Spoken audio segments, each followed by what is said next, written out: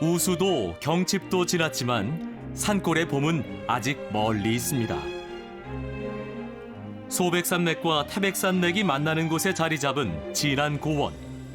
말의 귀를 닮은 마이산이 굽어보고 있는 곳입니다. 시간이 멈춰버린 듯한 마을엔 지금은 보기 어려운 전통 사냥법이 그대로 남아 있습니다. 통상적으로 이제 매는 보라매, 산진이 네. 그렇게 분류를 하거든요. 제가 들고 있는 게 산진이요.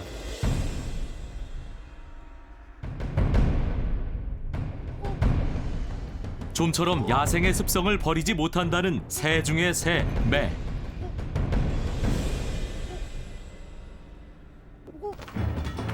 그들을 길들인 건 인간입니다. 날카로운 발톱을 가진 사냥매를 사람들이 탐낼만 한데요.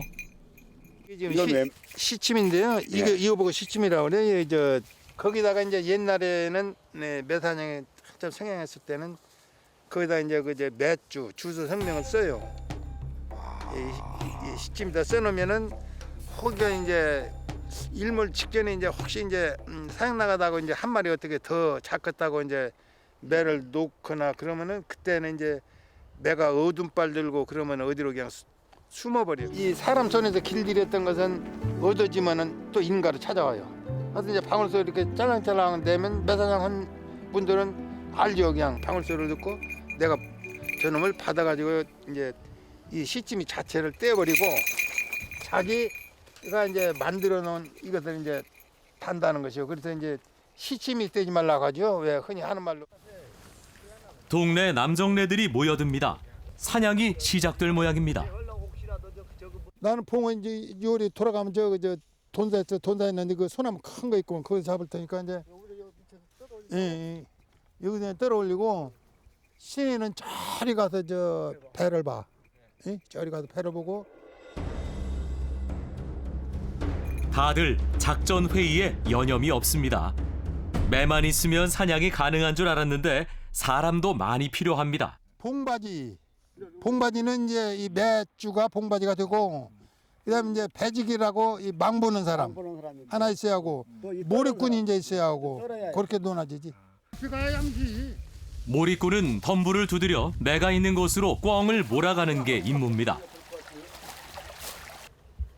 꿩을 찾는 데는 개도 단단히 한 몫을 합니다. 개가 꼬리를 치면은 꿩이 있어. 요 놀다 갔다는 얘기 지금. 꿩내가 나니까 꼬리를 확 쳐. 몰입꾼들이 꿩을 찾는 사이 봉바지는 산으로 오릅니다. 한눈에 전체 상황을 살펴볼 수 있는 장소를 잡고 매를 날려보낼 준비를 하죠.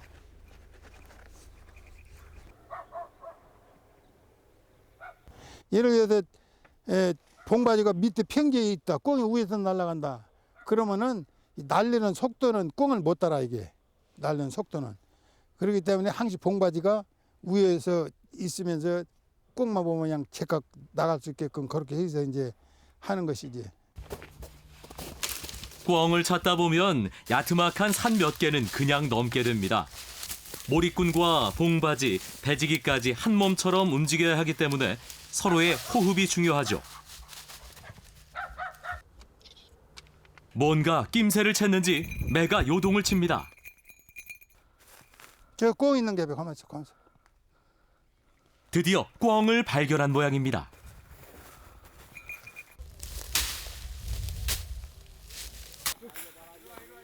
수풀을 털어나가자 꿩이 날아오릅니다.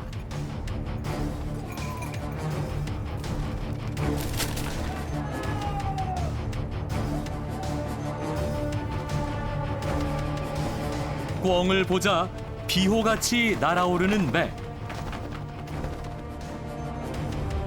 힘차게 날개를 펼쳐 보이며 한순간에 꿩을 낚아챕니다.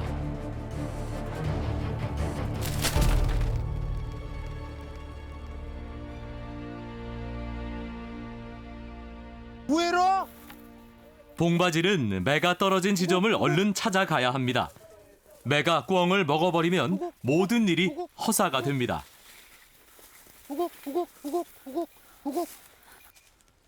녀석 신나게 꿩을 뜯고 있습니다. 먹자 이제. 매는 한 번 잡은 사냥감은 쉽게 놓지 않습니다.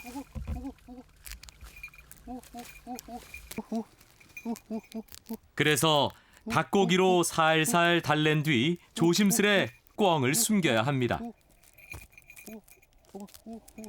사냥한 매에겐 꿩 대신 닭을 주고 진짜 꿩을 취하는 것은 사람이니 어부지리가 따로 없습니다.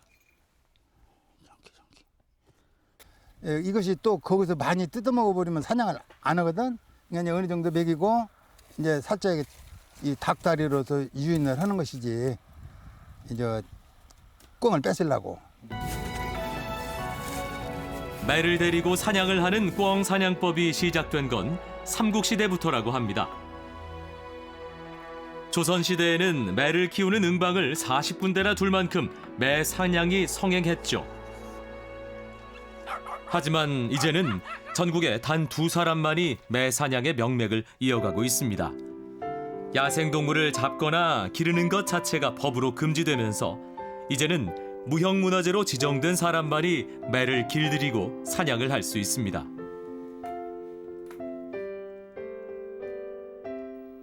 매를 손에서 내려놓을 때는 딱 2번이야. 식사할 때, 또 화장실 갈 때. 그때만 빼고는 계속 가지고 있으면서 이렇게 자꾸 교감을 갖게끔 이제 하는 거야, 매하고. 설설 붙은 불에 커다란 가마솥을 걸고 꿩을 통째로 넣고 푹 삶아냅니다.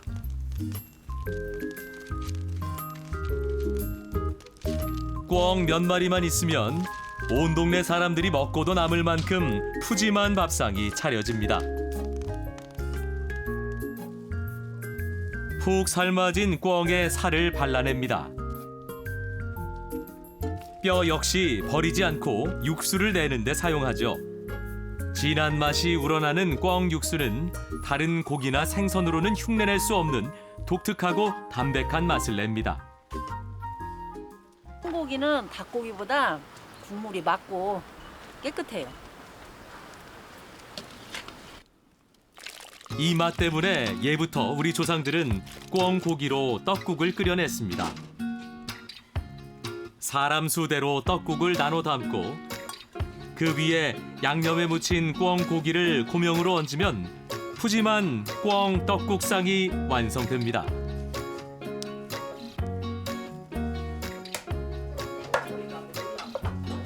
뼈째로 꿩을 토막내고 무도 나박나박 썰어냅니다. 육수의 담백함이 일품인 꿩탕을 끓이는 중인데요. 꿩으로 국물을 내는 요리는 뼈까지 모두 들어갑니다. 그래야 맛이 더욱 깊어지죠.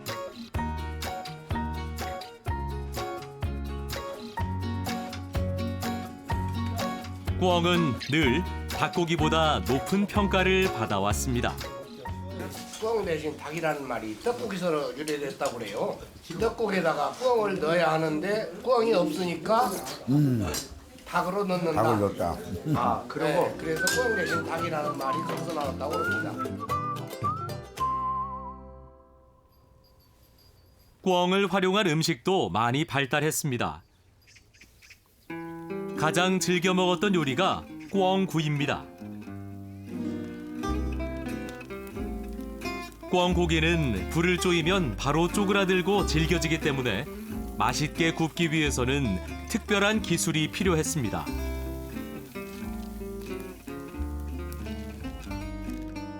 놀랍게도 한지를 이용합니다. 종이전, 꿩치, 물수자를 써서 전치수라고 쓰는 이 요리법은 조선시대 여러 조리서에 등장하는데요. 꿩 고기를 물에 젖은 한지로 틈이 생기지 않게 잘 싼 다음 물을 발라가며 반숙이 될 때까지 천천히 굽습니다. 한지로 고기를 싸서 구우면 수분이 빠져나가지 않아 열이 골고루 전달되도록 해줍니다. 선조들의 지혜가 담긴 조리법이죠.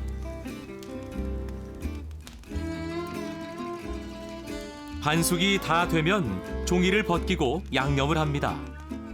양념을 나중에 하는 것도 염분 때문에 고기가 질겨지는 것을 막기 위해서입니다. 참으로 정성스럽고 지혜로운 음식입니다.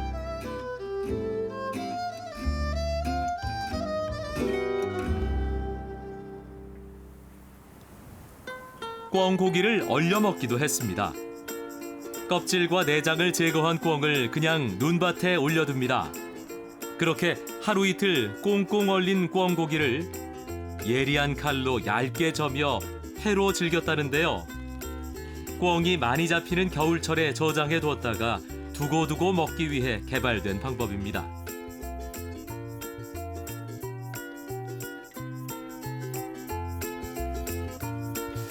꿩을 한 번 삶아내 양념을 넣고 졸여 먹는 꿩조림은 밥 반찬으로 먹는 요리였습니다. 지금은 꿩이 귀해 맛보기 쉬운 음식은 아니죠.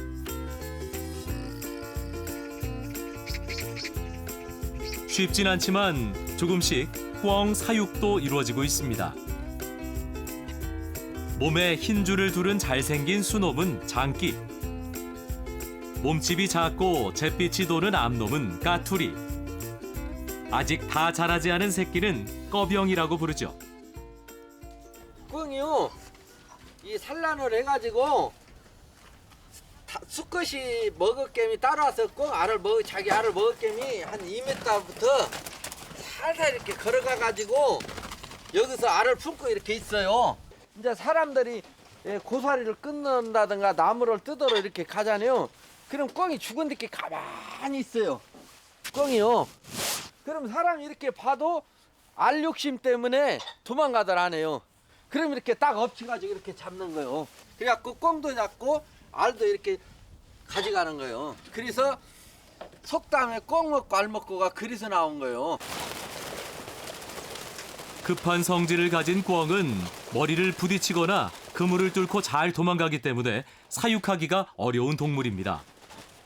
하지만 덕분에 꿩 요리를 조금씩은 맛볼 수 있게 됐습니다. 350년 전 선비들은 꿩을 어떻게 조리했을까? 옛 조리서에는 그 실마리가 남아 있습니다. 특이한 것은 꿩고기로 짠지를 해 먹었다는 겁니다. 오이지 껍질을 벗겨 잘게 썰고 꿩고기도 채 썰어 간장 기름에 볶습니다. 이제 오이지를 같이 넣습니다. 고추 대신에 후춧가루나 이제 산초가루를 넣어서 이게 약간 매운맛도 내고, 양념에는 냄새를 잡아주는 향채들을 씁니다. 산초가루나 후춧가루를 넣음으로써 김치 맛을 좀 약간 매콤한 맛도 내주고, 꿩고기에 이제 고기 특유의 그 누린내도 없애는 그런 역할을 한다고 보면 되겠습니다.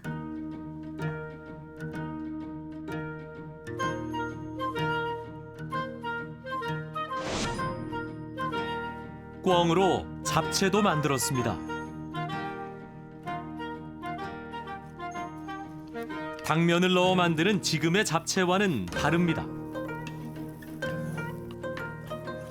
채소는 제철에 구하기 쉬운 재료를 자유롭게 이용했지만 고기만은 꿩고기를 썼는데요. 이것이 16세기 우리 조상들이 즐겨 먹었던 잡채의 본 모습인 셈입니다. 잡채에 오묘한 맛을 더하는데도 꿩이 사용됩니다. 꿩 육수로 잡채에 끼얹을 양념을 만드는 겁니다. 우리가 접이라 그래요. 이제 꿩 육수 접을 뿌릴 거거든요. 이제 여기 이제 육수를 한 컵 정도 하고 물에 밀가루를 좀 섞어요. 된장도 한 숟가락 들어갑니다. 그래서 된장을 넣는 거는 이게 이제 된장이 들어감으로써 고기 누린내를 더 제거를 하면서 아주 그 묘한 맛을 나타내요, 이게.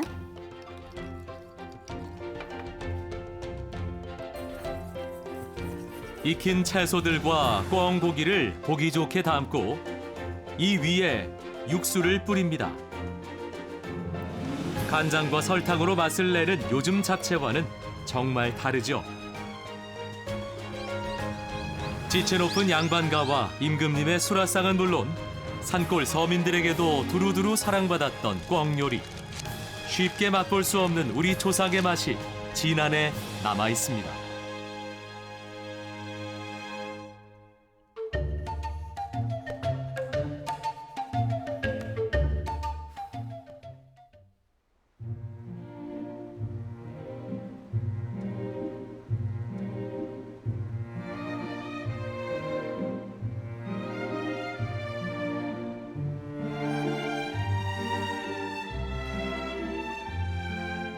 지형이 곰처럼 생겼다 해서 곰소라 불립니다. 천연 갯벌이 드넓게 펼쳐진 이곳은 예부터 소금으로 유명했죠. 염부들의 땀이 소금꽃으로 맺히는 곳, 곰소만입니다. 일본식 가옥이 눈길을 끄는 곰소 염전은 가장 오래된 염전 중 하나입니다. 염전과 함께 반백년을 보낸 염부들은 이곳에 살아있는 역사입니다. 염도를 재는 일도 수천 번 해온 일입니다. 햇빛만 보면은 이제 그때 소금물이 되죠. 25도 돼야 정상으로 소금물이 돼요. 소금을 만드는 건 바람과 햇빛, 시간이지만 맛을 결정하는 것은 사람의 정성입니다. 도수가 너무나 높으면 쓴맛이 있어요. 설탕같이 달게처럼 만들려면 첫째 간수를 잘 빼야 한다. 그래야 이게 곰소 소금이 전국적으로 이렇게 알게처럼 그래서 이게 소금 다 이렇게 먹어보면은 아 쓴맛이 있는가 다 쓴맛이 없는가 소금 맛을 보면 알 수 있어요. 갯벌 천일염은 단순히 바닷물을 가둬 만든 소금과는 다른 세계적으로도 희귀한 자산입니다.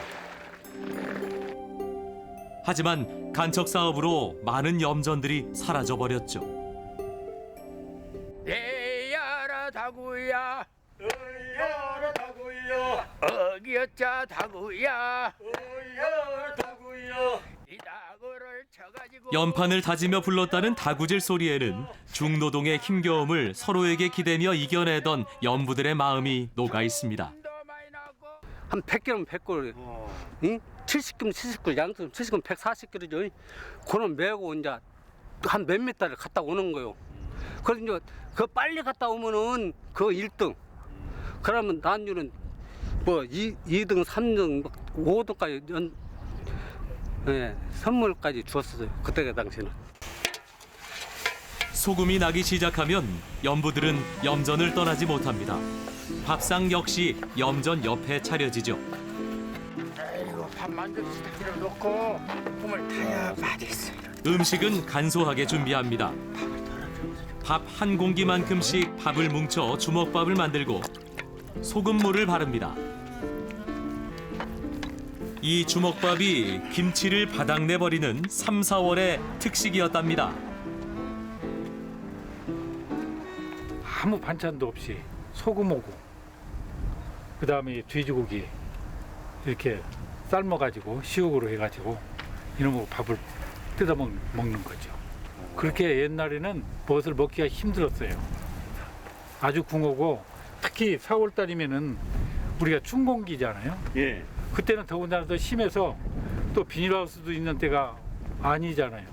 전부 채소가 없으니까 전부 뭐 소금이 전부예요.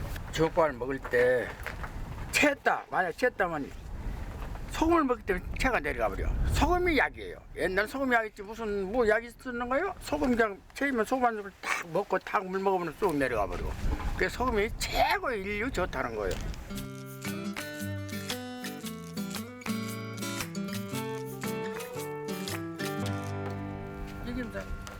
게장은 소금만 쳐서 담가 먹었습니다. 소금을 잔뜩 뿌려 숙성시키면 맛이 비리지 않고 깔끔합니다. 간장게장도 좋지만 이 소금물이 소금에다가 절거가지고 한 3일씩 숙성을 시켜놨다 먹으면 더 맛있어요. 옛날에는 어르신들이 다 이렇게 해서 잡섰다고 하더라고요. 지금 요즘에는 이렇게 간장게장이지만은 옛날 어르신들은 이게 소금에다가 그 천일염 소금에다 이렇게 절구가지고 먹으면은 쓴맛도 안 나고 그렇게 맛있다고. 그래서 한번 그렇게 했더니 해서 먹어보니까 맛있더라고요.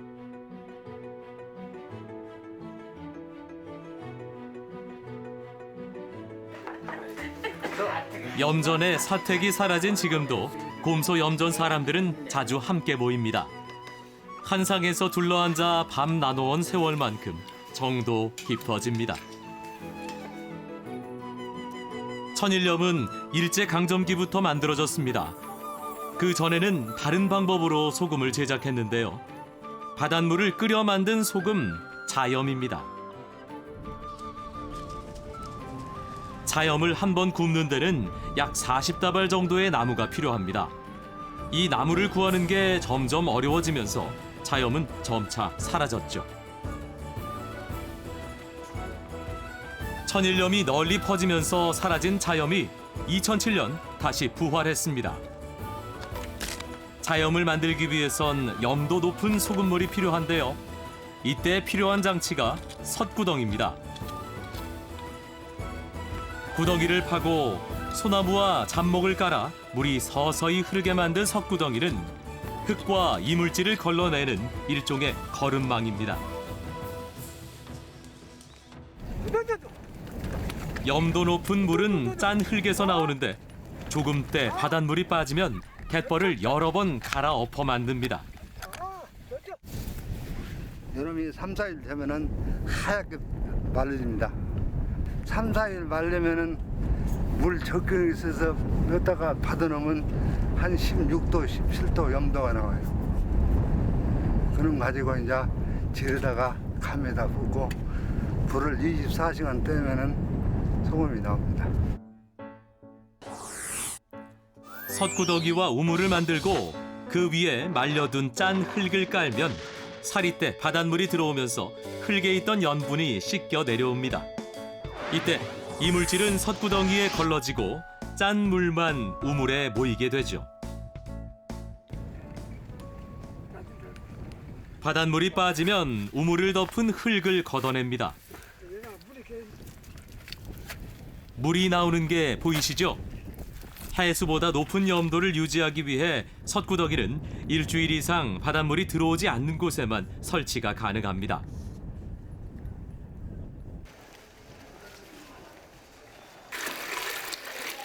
소금은 벌막에서 굽는데요. 불을 지피는 부쟁이는 최고의 기술자입니다. 불 조절을 조금만 잘못해도 이른바 죽소금이 돼버리니 부쟁이의 역할이 중요하죠. 한번 불어갖고 소금 내는 것이 아니오. 이거 불 떼면서 이거 달아지면은 물이 달아지면은 또 물 붓고 그리고 또 떼다가 또 물 달아지면 또 물 넣고 그렇게 계속 하는 거예요. 이제 꼬박 하루 동안 불을 지키고 있어야 합니다. 12시간쯤 지나 소금이 내려앉기 시작하면 솔가지로 불을 낮추고 다시 12시간을 기다립니다.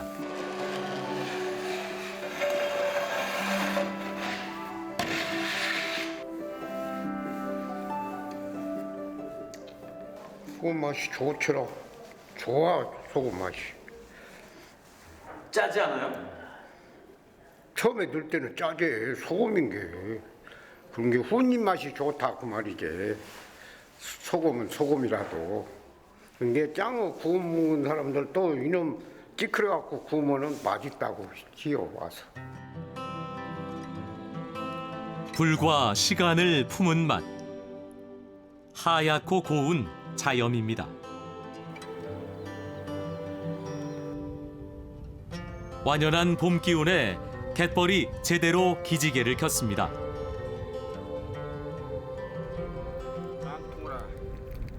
그죠? 손이 잡았다.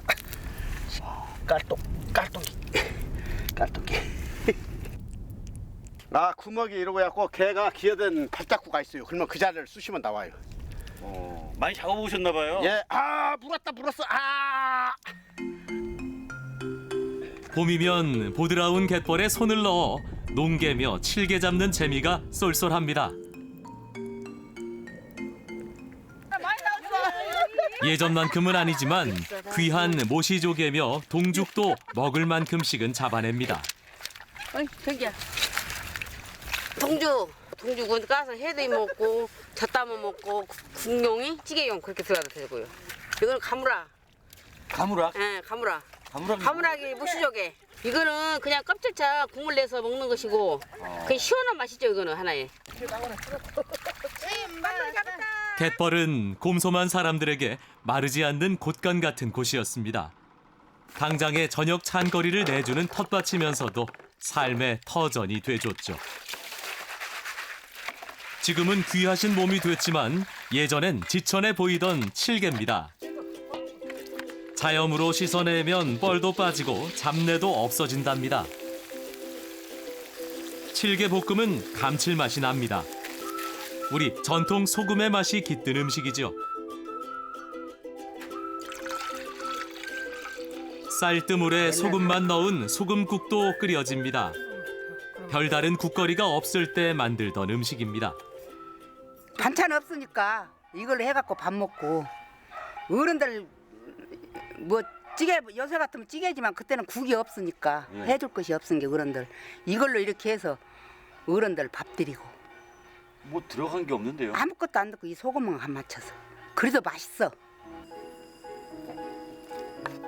소금 한 가마니와 쌀 한 가마니를 맞바꾸던 시절 남들은 엄두도 못 냈던 음식이지만 소금 많은 부자였던 곰소만에선 가능했던 음식입니다.